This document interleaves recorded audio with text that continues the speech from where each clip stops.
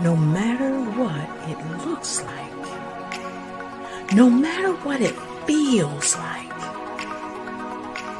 you can show up. You can stand up as your authentic self and bring who you are.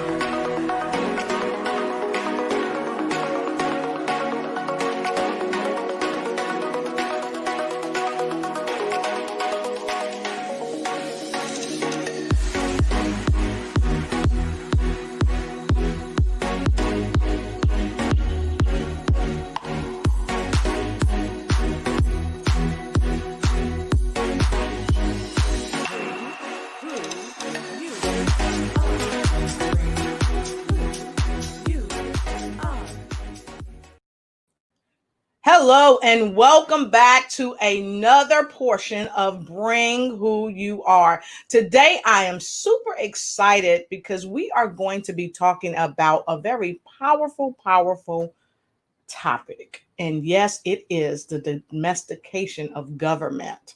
We are going to be talking about the glitches, the scams, if you will, and so many other things when it comes to domestication. But right now, I want to talk to you about one quick thing. Come on in and bring a friend. Go tell everybody that you know to come on in because it's time to win with the domestication of government. You are going to be so delighted. And as I always say, go ahead and get a pen and get a pad. Why, baby? Because note takers are money makers. And today you are going to want to take notes because this topic is so hot. It is going to knock your socks off because today we are going to touch on a lot of topics that people really don't want to touch on. And I know you might be saying, you guys or you gals are always doing something so out of the box. And yes, we are. So come on in because it's time to win with the domestication of government. So having said that, I want you to let us know where you're streaming in from because we definitely want to know. So today we're going to talk about the good, the gimmicks, and the glitches of domestication of government. And of course, I have the wonderful honor to bring to you today our upcoming tribe. But the first person that's going to come to us here, she is just a wonderful array of knowledge. She is hailing all the way from Charlotte, North Carolina. She has traveled the world all over, but today she's here with you and I to get things going. I'm going to bring to stage to you right after this quick break the wonderful, amazing Judge Kimberly Best. Be right back.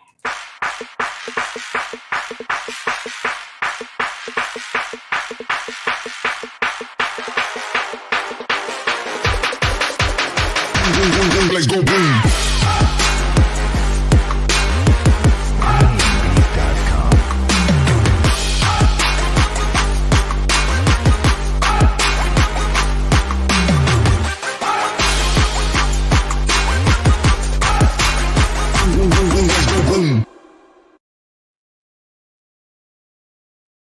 Good afternoon, everyone.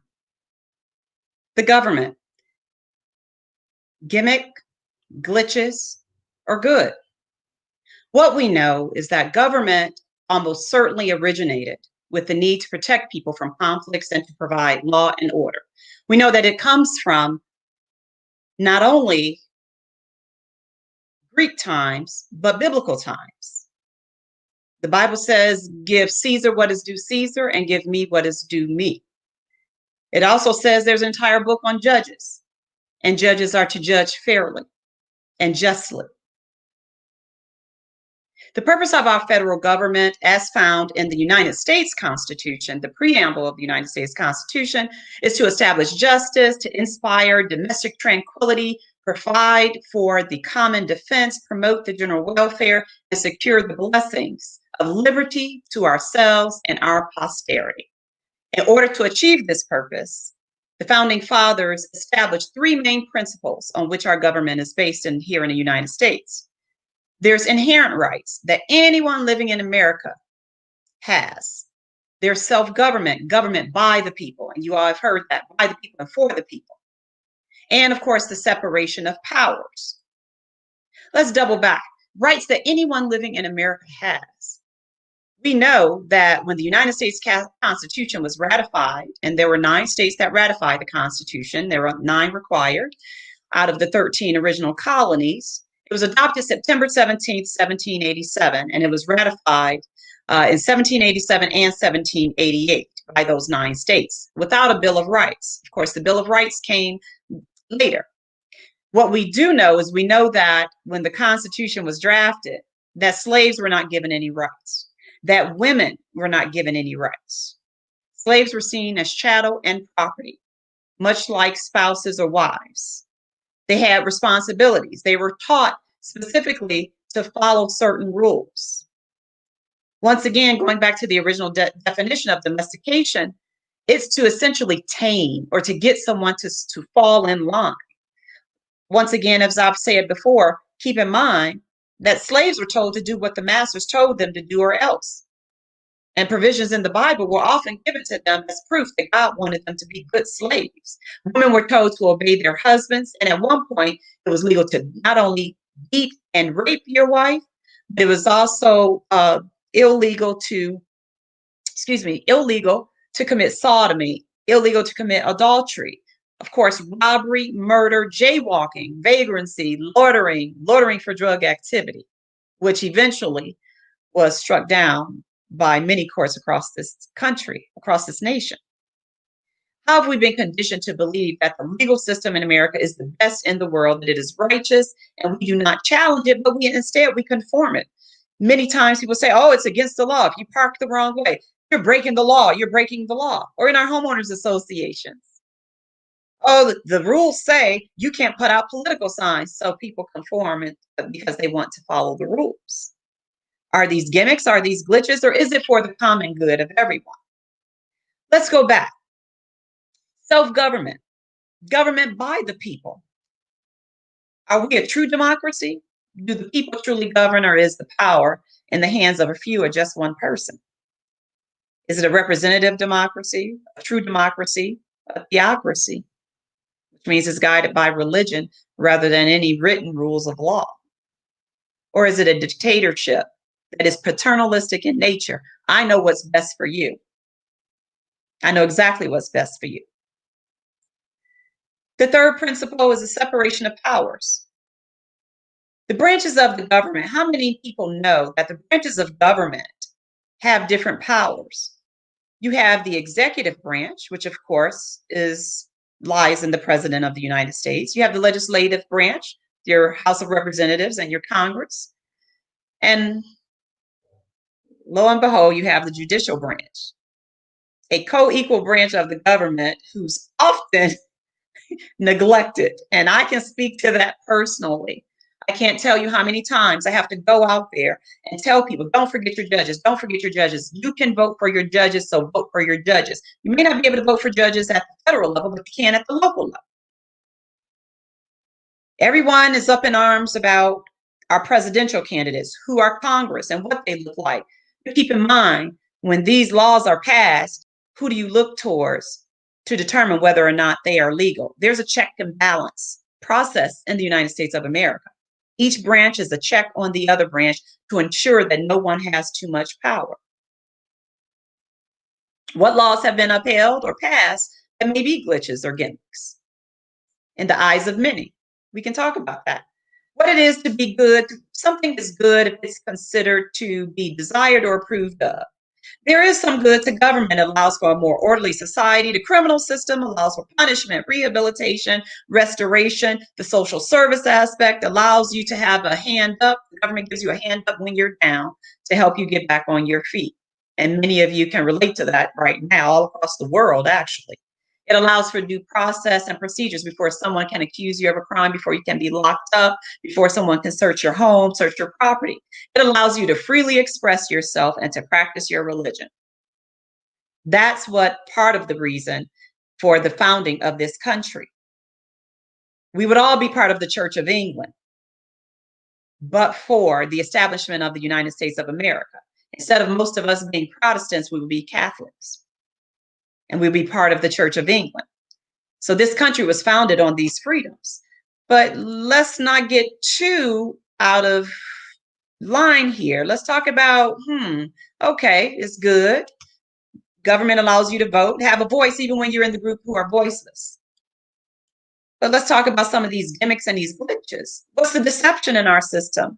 And for many people, they think that the deception and the gimmick in all of this is that there's equal justice under the law, right? In the United States of America and across this world, people are outcrying and concerned because they see that Black and brown people, although the words are there, equal justice under the law, that in fact they do not have equal justice under the law, that there is not equal treatment and equal rights. Women just celebrated 100 years of being able to vote. But keep in mind, that's women, not African American women, not Black women. Civil Rights Act didn't pass until 1964. And you still had to deal with different literacy tests in order to vote. And let's talk about what's going on now. Congress is meeting in the United States right now because the U.S. Postal Service is being seen as a strategy to prevent people from being able to vote. So we're literally still fighting for our way and our right to vote.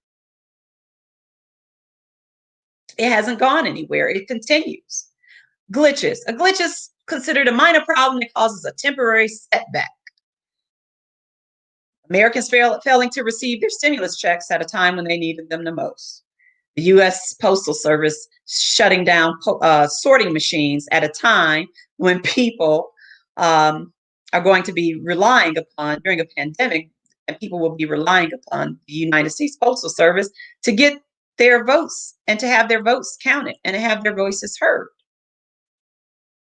What other gimmicks are there out there? I don't know. I'm posing these questions. My job as a judge is I have to instill confidence in our judicial system. And that's where my expertise come in. What I can tell you and what my experience has been authentically is that what I am seeing today, I never thought I would have to see again. I knew my grandmother. My grandmother was not able to vote. She died in 2007, but she was born in 1913. If your grandmother was born prior to 1964, more than likely, he or she was not able to, your grandparents, she wasn't able to vote. He wasn't able to vote. So we're still fighting for these rights. What I can tell you is that my colleagues and I, we've noticed that our system, our judicial system, because of a study that was done right here in North Carolina, people recognize that our judicial system seems to be two-tiered. There's one judicial system for those with money, one for those who don't have it. There's one judicial system for those who are Black and brown, and one for those who are not. Those are real aspects. Those are real and true realities. That's why you have the Black Lives Matter movement out here. That's why you have lawsuits for common cause. I can tell you for a fact, my personal experience, until you've been discriminated against, we know it exists, right?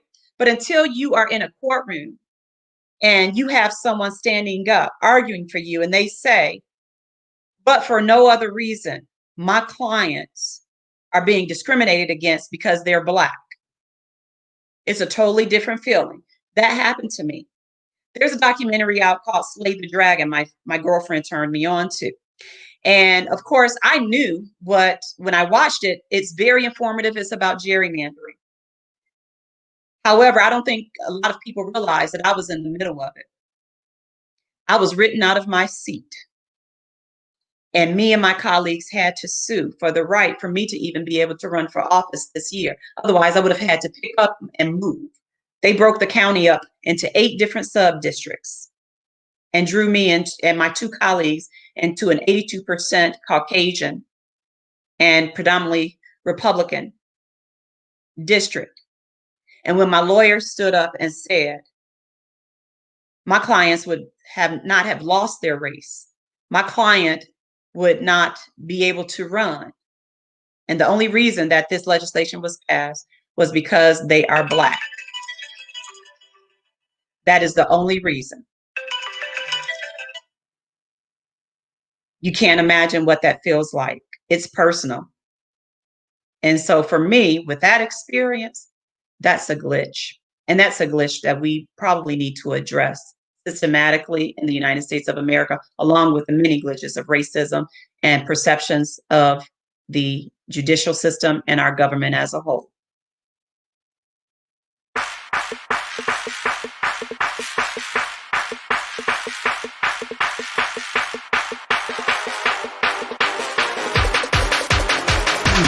Let's go boom.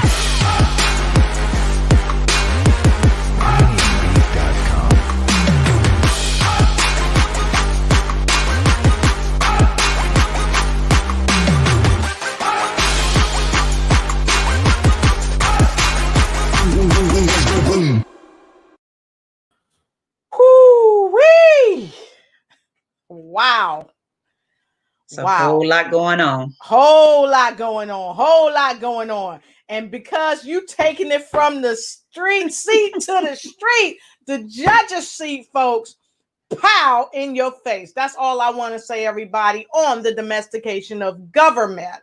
The domestication of government here today, folks. We are happy to say, Judge, you covered it. The good, the gimmicks, and the glitches. So let's bring on the tribe, the Bring Who You Are tribe, ladies and gentlemen. All of the folks out there, we're so super duper happy to have you here with us today. But we got to get the tribe out here. So I want you to welcome, if you will, from Dallas, Texas. She's a best-selling author. She's a woman entrepreneurship coach and a three-time competitor with Carol Geist, the first Black Miss USA competitor. She competed against her, and the Miss Universe. She was the first runner-up, the beautiful Miss Pamela Lou Hing. Great morning or great afternoon, I should say, right? Yes, good afternoon. It's so good to see you. All right. How you doing today, Pam? I am awesome, especially after what Judge just taught us. She took us to the classroom. She took us into the courtroom. She took us into the newsroom. She took us to the street, like you said. Yeah, I almost had to wipe my hand because when I went to pick up the mic, it was so hot. Oh my goodness, it was so hot. So let's bring on another one of the tribe members, folks.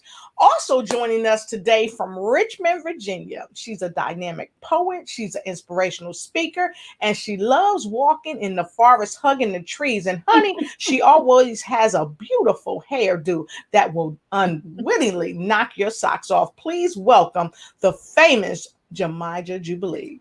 Hey, beautiful. Hey, how y'all ladies doing today? Hey. I have to laugh because I had to laugh to keep from crying, Judge, okay? Because you dropped the bomb, and a lot of the things that you said hit a place in my heart. It makes my heart cry. But I am so proud to be a part of this platform, and I'm so happy that I can bring who I am, be who I am, as I am. Thank you. Yes. Awesome. So, of course, we got to bring our next tribe member. She hails all the way from Los Angeles, California. She is the prophetess, the pastor of Walk in Victory, and she's a comedian in her own right, folks. Please welcome our other tribe sister. She is the brilliant songstress, if you will, and she's contributed several songs to The Color Purple. She is none other than the beautiful hair dye laid to the side, I should say, the beautiful sister, Dr. Cecilia Sims. Hey, good morning, everybody. Oh my goodness, I'm so glad to be a part of this tribe. Judge Bess, oh my goodness. I'm like Elijah. Things just started opening up, and I started, reminiscing on some things that we've been through as women of color, men of color. So this is an excellent, and you really dropped a bomb on us real good. I'm on me, baby.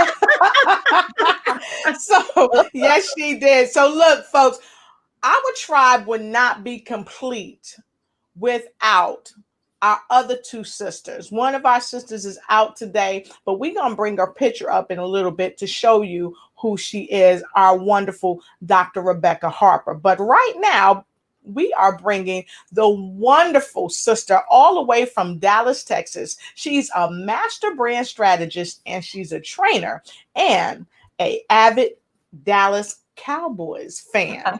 She is the talented and remarkable KJ Johnson. Hey, KJ. Hey, love, how you doing today? Hello, co-host. How are we doing today? Hello. Look, Judge. Look, Yeah. you done set it off like Lotus said. The mic was hot.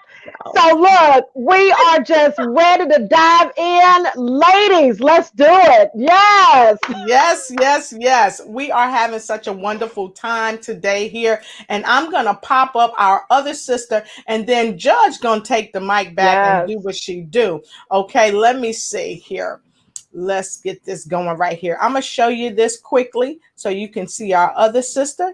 And you're going to see her with some other powerful folks right there. But that's our sister, Rebecca Harper. Rebecca, mwah, we send love, light, and peace and joy to you. And you know what we're doing for you today. You know what we're doing for you today. Okay, Judge. So let's get back into this thing that we call domestication of government. Folks, we are talking about the good, the glitches, and the gimmicks of domestication of government. Judge? That was a brief opening. There are so many different issues to talk about when we talk about government and the role government plays in our lives. And we can go so far, and I'm staying away from certain topics because I know the rest of you have certain topics that you can touch on. I'd rather allow you to do that. But what we have to remember is that there is a purpose, right? There's a purpose. We talked about religion already. We talked about education. We talked about domestication of family. We talked about all of these different topics. And the bottom line is that it's to allow us to actually act in an orderly manner. The question is, how often, I'll use the John Lewis quote. I'll put it like that. If you're going to make trouble, make good trouble. Be willing to make good trouble. Yes. There are so many people, because there's a rule or a law, who are not willing to make good trouble. Imagine where we would be if no one challenged these laws and everyone just said, oh, it's the law, we have to do it. No, there were people willing to put themselves, put their lives, put their family lives on the line. Same thing with slavery. Jim Crow laws, slave codes, voting codes. You can still make good trouble. And people have to be willing to do that. But there are so many people who have been so domesticated when they think of government. There are some people who think all government is good. Some people who think all government is bad, right? Some people who think limited government. Okay, well, how do you limit the government? One way or the other. And of course, talking about the justice system and the criminal justice system specifically, and I need folks to understand that the justice system is about more than just criminal justice. It's about whether or not your kids get taken out of your house. It's about whether or not you get a restraining order against that man or woman who put their hands on you and is trying to kill you or stalking you. It's about whether or not during this pandemic, and I had to lead that effort here in Charlotte, whether or not you're going to get evicted. There were 1,800 people facing eviction here in Charlotte during this pandemic because they lost their jobs. And we're still going through those cases. But when you talk about the criminal justice system, because that's at the forefront right now with what happened with George Floyd, Breonna Taylor, Ahmaud Arbery, and I can keep going down the line, it's too many to be named. Then people still are not understanding because they see the words, but they don't believe that people truly are acting out their prejudice. Implicit biases exist in every single person on this earth, all of you. And I think one of my homeowners association individuals on Nextdoor, they were talking about cancel culture. I've been saying, oh, this cancel culture.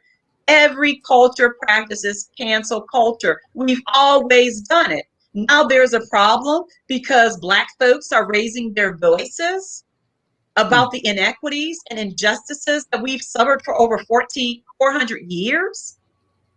And now all of a sudden it's a problem. You don't like cancel culture. But when it was convenient for you, it was okay. So government has its purpose. The question everyone has to answer for themselves, and I can't answer it for you, is what is the role of government in my life? You know, I had another discussion. I'm sorry, just tell me when to shut up, because you all know I get passionate and I keep going on.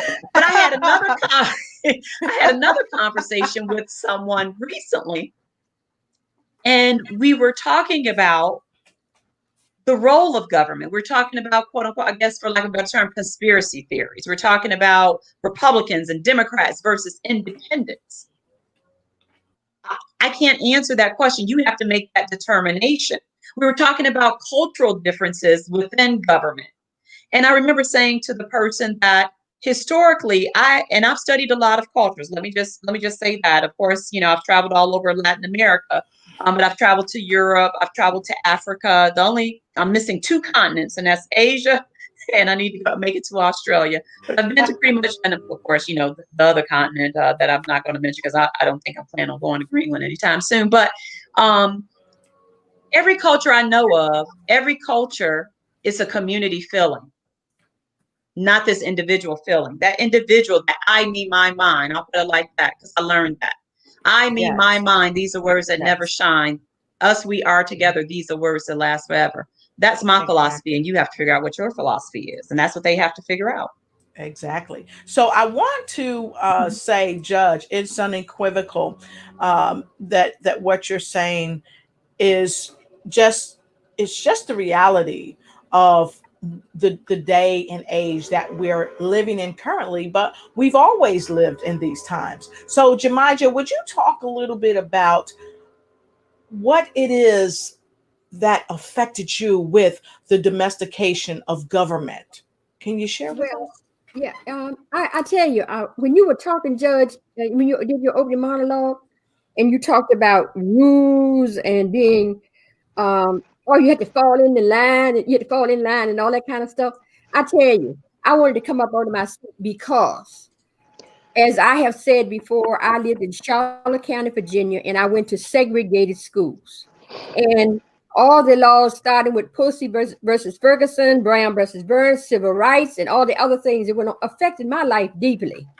And not only did it affect those laws affect me then, I had an incident this week that I didn't go girlfriend on him, okay? I didn't do a zip on him, but this was on a Facebook page called If You Grew Up in Charlotte County. Wow. If you grew up in Charlotte County. And they had placed pictures on the Charlotte County site of whites having a band with all these hats on and instruments and all of that, and said that was Randolph Henry High School. Then they had the people from Central High School, which I went to. They had to buy their uniforms, pay for the uniforms, pay for the lessons, pay for everything they had. And they were a good marching band, by the way. And there was a series of pictures on there that really provoked me. And I asked myself, am I going to sit silently by and not say anything about it? Because the man had proclaimed himself, and he is a historian. So what I put on there, I said, separate but not equal laws applied.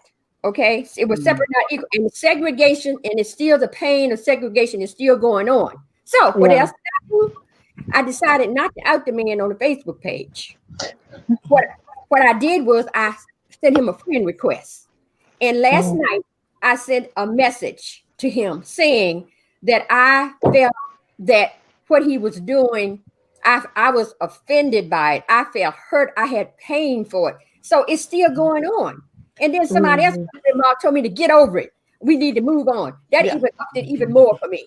So I want to interject here for a moment, because I feel you. I feel the energy. I feel the hurt. I feel the pain. I feel, most importantly, the power. And what you said was you could have kind of blinked out on him, but you didn't. You took the high road, as so many of us oftentimes do. And what you did, you used your pen, so to speak, your virtual pen, because our words, they have power. So how did that empower you to go from, no, I'm not going to lead with anger, but I'm going to lead with love and reflection, and I'm going to put it into words? How was that for you, Jemima? Well, that was really empowering for me, because I felt like I am contributing to the solution of what's happening in America right now. And as a result of that, what I am going to do, I'm going to take it a step further. I am going to write the editor of the Farmville Herald paper and ask if I can do a series on what it meant to grow up Black in Charlotte County. Come And on. Awesome. I'm Yeah. going Yes. to Yeah. he can have, for him to have the same opportunity to interview Right. people that were white, but as a woman of color. And I'm going to start with people that are age, and I'm going to ask them the same colors, the same, not, same black Americans, but ask them the same question about what their experiences was. Because I know my daddy used to listen to the white people and then go implement it for himself. That's what he used to do. And so he would be the first person, because he's the oldest person I know. He's 95 years old. He's the Reverend John Henry Brown. So I'm going to ask to have a column in that paper. That's what I'm going to do. Love it. That's good. Love Awesome. Awesome. So, Dr. Cecilia, you are always leading the way on your show, helping people to seek out their spiritual side, if you will. But I noticed on one of your shows most recently, you really call people to task to be responsible. And that's really what Jemijah was talking about right there. You got to be responsible for what you say. You got to be responsible for what you do, because even your actions without spoken word is really still speaking. So, Dr. Cecilia, tell us how the domestication of government has affected you as you were coming along. Well, I was listening to everybody, and it just so opened so many doors. And Elijah and Judge Bess, it's awesome that we're bringing who we are in this matter. It's amazing because it's not only just trickled into the secular world; it's in our churches too. So it is amazing to me how we have prejudices. And I wrote something down about the gimmicks, Judge, and I thought that the gimmicks that the people, the judicial system instills fear. And they do that on purpose in our people of color so that you won't know your worth. Okay. Once we find out and figure out how our worth is and how valuable we are, they know how valuable we are. But they want us to keep us in that enslaved mentality by constantly instilling fear. And I'm afraid some of my colleagues and my parishioners has grasped that concept to rule in the houses, the churches, at homes. It's a domestication issue. So they gravitate that false sense of, being in control, because that's not the control that God wanted. That is not at all to be controlled, because the biblical principles teaches us that we are free. And how can you be free when you're in bondage in your mind? And so they use these gimmicks. They use subliminal fear tactics. They use things where they show things where people are hanging or being lynched, and the injustices. And I'm just showing where even in the injustice of Black women who have been raped, can I just be real? Okay. Absolutely. There is an injustice. I know someone personally who'd been raped by a fellow police officer, only for them to take her around and make her think that it was a delusion. Okay. They didn't have the child's mother with her. So I have an issue with the gimmicks and the tactics that they use to prevent people from coming forward and telling the truth, because they make you feel worthless. But they're mad now because there's an awakening in my people. That's what they have a problem with. Oh, yes. Yeah. Wow, that's powerful. And I like what you said earlier. You have to know your worth. You have to. It's unequivocal, because if you don't know your worth, you will fall to the gimmicks, the good, the gimmicks, and what else, folks? The glitches. The glitches. Okay. So I love to hear what you said. So KJ, we know that you are a phenomenal radio show host, and you've been doing it for years. And even in radio, there's a facet of government, and you can know your worth, and you can be bold and brazen in the radio sector, if you will. However, there is still some good, some glitches, and some gimmicks. So can you tell us a little bit about that from your point of view? Yeah, absolutely, Lotus. And it's interesting that you say that, right? And as I was listening to Judge earlier, right, and Yamaji and Dr. Cece, really when you think about this, there's good to a lot of what we do, the systems that are in place, but there still are a lot of glitches, right, and a lot of gimmicks. And and when I think about radio, right, and it's like, okay, yeah, bring who you are, right? Let the show be all about, what you want to talk about, but we're gonna need you to go to commercial here. We're gonna need you to go to, and we need you to showcase this commercial. You can't be doing your own commercial, right? So there's these parameters around how things must be done. You understand what I'm saying? And so, but that caters to, right, what they want. That caters to how they are running the situation. And here's the deal: you're fitting in, right? And when you really think about that, because I teach, right, we need to get out of that. It's not about fitting in. It's about being uniquely who you are. And that is so important, right, in which the world we live. Lotus, I want to tell you a story. I remember years ago, my son actually just turned 35 yesterday, but this was when he was like 16. Yeah, he's making me old, so don't be applauding too much. I told him we both can't be 35. Somebody, got to be old enough to have had the child. but thank you. But when he was around 16 years old or so, right, at the time I worked for a major corporation, and I traveled 3 weeks, right, out of 4. So I was on the road a lot, and we lived about 45 minutes from my mother. So I would let him stay home. He had a car. He needed to go to school. But I always told him, right, somebody is watching the house. Like, don't think you just free, right? But on one of those trips, I received a call from the law who said, we have a car that's been registered in your name who has drove off and not paid for gas, basically have stole fuel. And I was like, oh, no, you ain't got my car, right? And they was like, yes.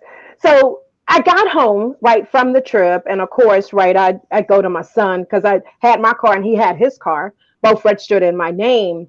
And he was like, no, Mom, no, it wasn't me. It wasn't me. It wasn't me. Y'all, this was the story for 2 weeks. It wasn't me.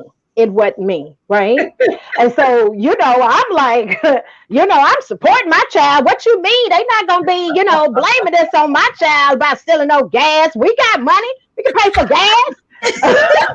What you talking about, right? So, y'all, I was like that for the full time, right? And I would go to him every day. Trey, you good, right, Mom? He's like, yeah, Mom, da-da-da, right? So we were set to go down to the police station to address this, right? And even in the car, Trey, and he's like, yeah, Mom, okay. I was like, okay, cool. So we go in, and fortunately for us, and I'm going to say this, that we had a Black police officer, okay, who came into the room and said, son, we know that, you are an AB honor roll. You getting ready to go off to Abilene Christian University. You're a track star, never had any problems. Your teacher always says, positive things about you, right? Did you steal the gas? Oh, yes, I did. I said, what just happened? Right? So for 2 weeks. Now, for us, this was good, right? Because because he was underage, they didn't put it on his record, because they could have. They really could have. But I was just so blessed. Y'all, look, that ride home was not a good ride back to the house. But we truly thank God for his goodness, right? Because it definitely, when I think about, guys, sometimes, right, we can live in such a bubble that we really don't know what's going on around us. And so when I think about that, anything could have happened to my son. You know what I'm saying? And they could have charged him and put it on his record and the whole 9 yards. So I thank God for that, right? So our government, yes. Do we have glitches? Do we have, gimmicks, we do, but we do have some good. And it is our responsibility to make sure that we stand up, right, and do the things that we need to do around that. I concur. I just, I hope my sister's watching this episode because we have a family story that is very similar. But I just want to say one thing. I'm sure happy that I wasn't in that car. And Trey, this is for you.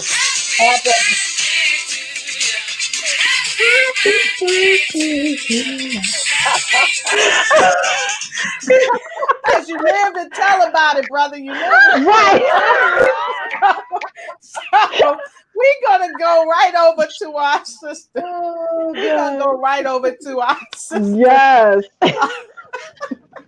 When we come back, we're gonna go right over to our sister Pamela Luhing, because she's gonna come back and talk to us about the domestication of government when it comes to pageants, because I really believe that she has seen some things. But when we first come back, we definitely gonna take a word from our viewers. So stick with us and we'll be right back.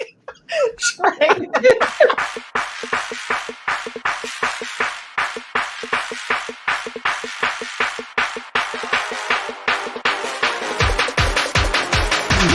Let's go boom.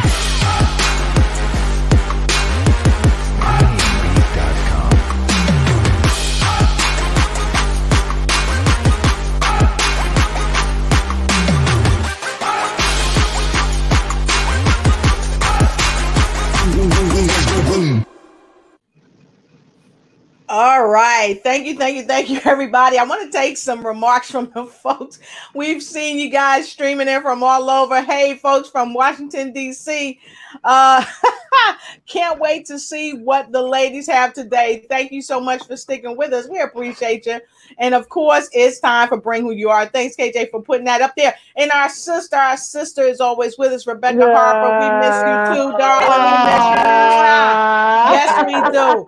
And April Hopkins, thank you so much, April, for always being with us. We appreciate you. Thank you for your love. Absolutely. From North Carolina, and Shirley Murphy, thank you so much. Well done. She said Shirley is coming in from Africa. Shirley, let everybody know where you are. Awesome. Yeah, she's on from Africa. Thank you so much. Good to see you. Excellent. And Beautiful. of course, folks, thank you so much for allowing us really to speak from our hearts. And thank you so much. And April said earlier, Judge, when you were talking about how you were kind of disrespected during your job, she said, that is awful, Judge. I'm sorry that happened to you and your colleagues. Yeah.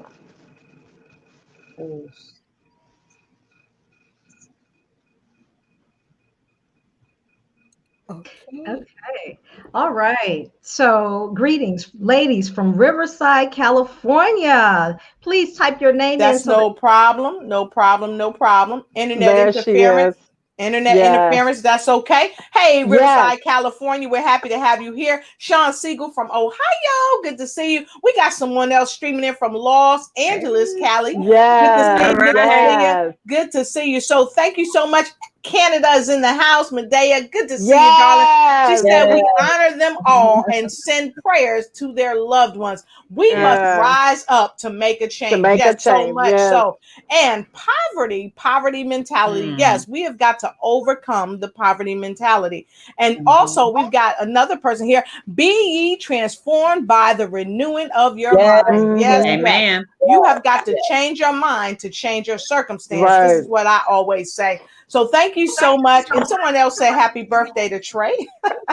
Thank you. And someone said it will be a memorable birthday. And that's right. Especially if he didn't get that booty beat in the car. So Trey, he did. He got it. I figured he did. But I tell you what, Trey, it's all good. It's all good. We just know. We're not gonna tell nobody, Trey, other than how many thousands of people watch the show. Trey, I'm just saying, Trey. I'm just saying, we sending some love to you. We just sending you some love, brother. Feel better, Trey. Feel better. Feel better. Right. So, Pam, Trey. I know, Pam, you have had to see some real domestication of government in the part of what you've done, being in pageants and traveling all over the world, and even in the competition of things, you know, where people use their rule, if you will, over people. So can you share a little bit about that with us? I sure can, you know, and as it relates to pageants, that conversation is so deep that we're going to have to do another show for that one. For sure. Yes. We're going to have to do another show. And I'm sitting here just admiring Mama Government that kicked in that KJ did with her son. I call her Mama Government. Yes. I can imagine her driving like that. and beating him at the same time, right? Only a mama can do that, right? That's right. Only a mama. So it's interesting, Kate, that you share that story because I have one that's in the exact opposite of that. And my son is 29 years old. And so when we talk about government and in particular policing, Judge Kim, I love what you said earlier about, you know, when we look at government and the domestication of government, we're looking at how it impacts us, right? Yes. And I really had to give some thought to this. And I said, wow, you know what? That was domestication at its finest in my son's life. Yes. So here he was working down in Kentucky. And this was about a year ago. So he's working down in Kentucky, and he and a colleague were staying at the home of the person who owned their construction company because they travel around and they clean buildings and things like that. So it was about midnight, right? And I don't know where in Kentucky he was. And how I found out was I read a Facebook post. Okay, so I read this Facebook post, and I was read the details. I was like, wow. So what happened was it was midnight. They were at a gas station. So my son pumped the gas. His friend went inside. His friend came back out. He got in the car, and then they proceeded to go to the home that they were staying in. Okay, they had been there about a month or so. And they pulled, and my son said as he was driving, he noticed that the police started following him, and it was about a mile. Okay, so they pulled up the driveway. If you can imagine, Kentucky, probably not many lights out. It's dark outside. He pulled into the driveway, and all of a sudden, they see like 4 or 5 cop cars, you know, just congregate right in front of their driveway, and the police are getting out. His friend got out and said, you know, what's going on? What's going on? Now he got out of the car, which I'm like, Lord, thank you, Lord, for protecting them. At that moment, they really could have just opened fire, right? Right. And so my son refused to get out of the car. And he said that he was sitting in the car and the police came over to him. I need you to step out of the car. And he said, sir, we're here where we live. Why are you asking? I mean, what did we do wrong? Essentially, I need to step out of the car. And he said they went back and forth for a moment, but finally my son did get out of the car. And he asked him, sir, what did I do? He said, y'all look suspicious. Oh, no. He said when his friend walked out, he looked at him. And I guess he may have given him a look and that he didn't like, right? And I started praising God in that very moment as I read that Facebook. And Alex found out on Facebook. He didn't call me and tell me because I would have been in the car on my way. Right. And I thank God for that. And I thank God that, you know, nothing happened that night other than they left. They didn't search the car, you know, they left. And so I thank God for that. But that's not my son has been pulled over about 8 times in the last year and a half, 2 years. And I got a problem with that, y'all. I'm just being honest. I got a problem with that. And then I was pulled over twice in the last year here in Texas.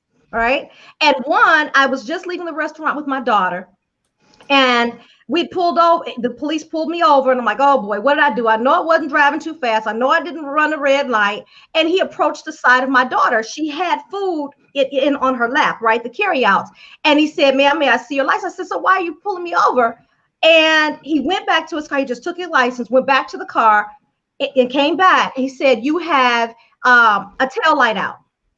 What? You have a tail light out. Now, my daughter and I are about an hour away from home. All right. It's dark. and all of this going on with police, I'm nervous. Right. I said, sir, I said, so you detained me, you went and checked my license, you did all of that for a tail light that's out. He's like, well, yes, Right. you know, that's standard procedure. He said, where y'all coming from? He started with questions. He asked my daughter, and Wow. immediately answered, you know, we just left the restaurant, we just ate, right? And I said, excuse me, sir. I said, why are you asking these questions? And what difference does it make? My tail light is out. You've notified me of that, and I will get that fixed right away. And then I said, sir, allow me to share this with you. I said, your line of questioning is out of order. He said, I'm just trying. I said, why are you doing that? He said, oh, it's just conversation. I said, sir, let me help you understand. You're a white man. I'm a black woman. Right.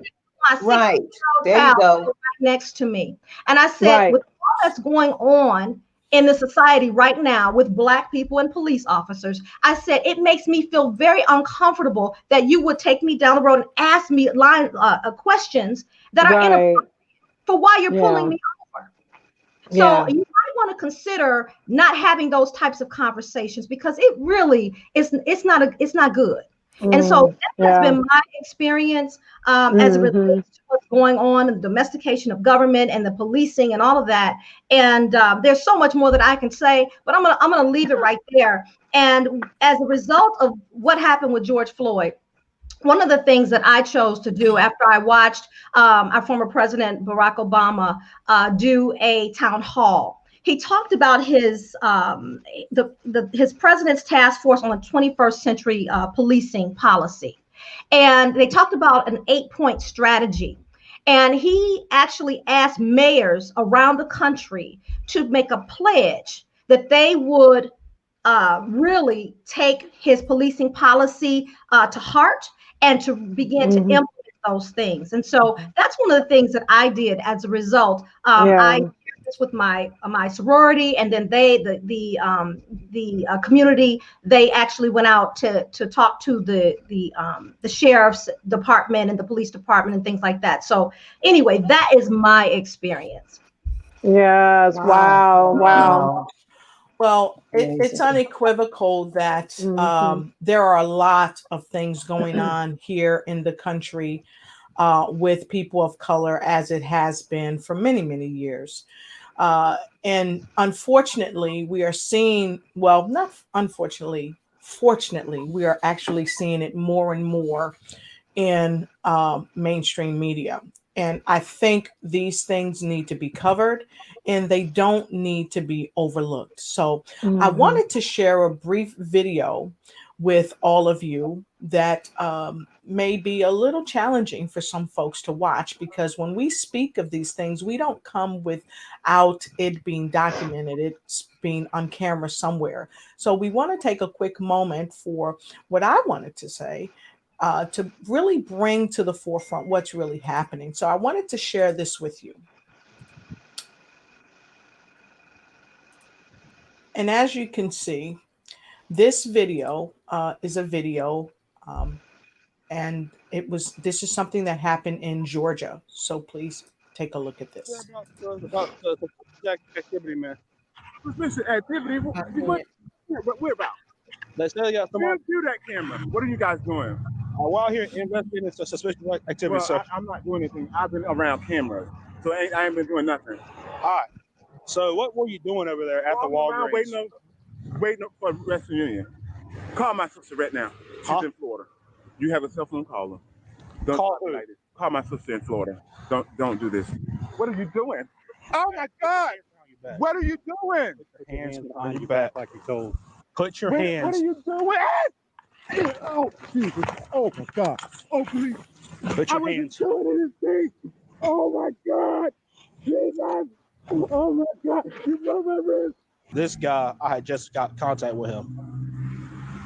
I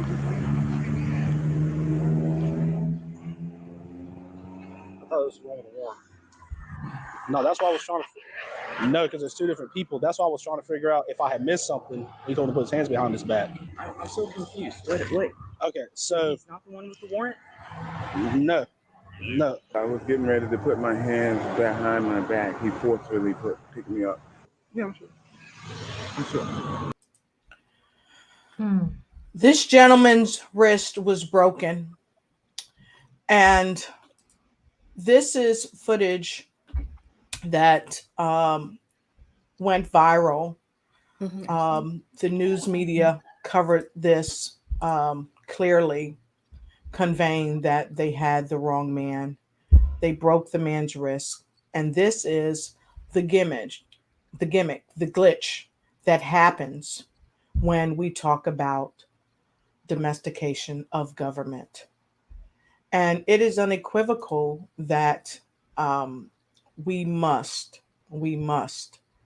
without a doubt, do better. So we are going to take a quick break and pause for the cause. One moment. Because we are at the top of the hour and we are about to close. So I want to thank each and every one of you that have come today to hear about the domestication of government. Many of you are streaming in saying we must speak out. Thank you for the article, and has given some interesting statistical data on what's going on here in this country in relation to people of color. And we humbly thank you all for watching this episode. And it is difficult, it is hard to show this. And it's not just happening with men of color, it's also happening with women of color. And it's happening to people who are judges, who are attorneys, who are doctors. It's happening all over the world. So in our last few moments, I'm going to share something brief with you, and then we will be signing off.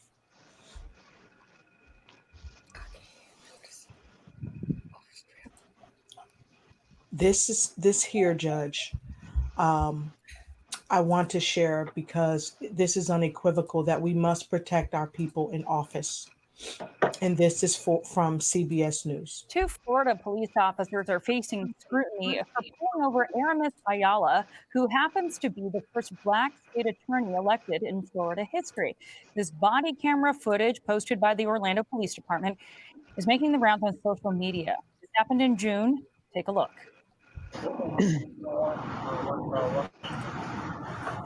What agency you with? I'm the state attorney. Okay. All right. Thank you. Your tag didn't come back. Never seen that before. I'm sorry? Yeah. We're good now. So it was. We ran a tag. I've never seen it before. A Florida tag. It's never come back to anything before. So that's the reason for the stop. So it is unequivocal that people are being stopped. And when the judge asked him what was she being stopped for, he said, "Oh, we run tags all the time and we stop people all the time." So KJ, I'd like you to please have some final thoughts as we move into our next upcoming show. Yeah, so guys, this has really been a very powerful, and it's a serious conversation, right? And as you know, right, this is something that we are continuing to fight in our country. So, you know, I want to tell you this, right? Here's an affirmation that I want to give you that you walk away with today is that you are superior to stereotypes, right? Soar as the eagle you are. Right? And don't let anybody tell you that you don't have a voice, because you do. Right? So, right, I want you to, I guess I just want to share this with you right as we close. Join us for our next show. It's going to be in 2 weeks, September the 5th, 2020. We're going to be talking about domestication of corporation. Yes. Certainty, counterfeit, and criminals. On behalf of Lotus Ritchie and the Bring Who You Are tribe, I am Karen K. Johnson. We ask that you have a wonderful and brandtastic weekend. We see you next time.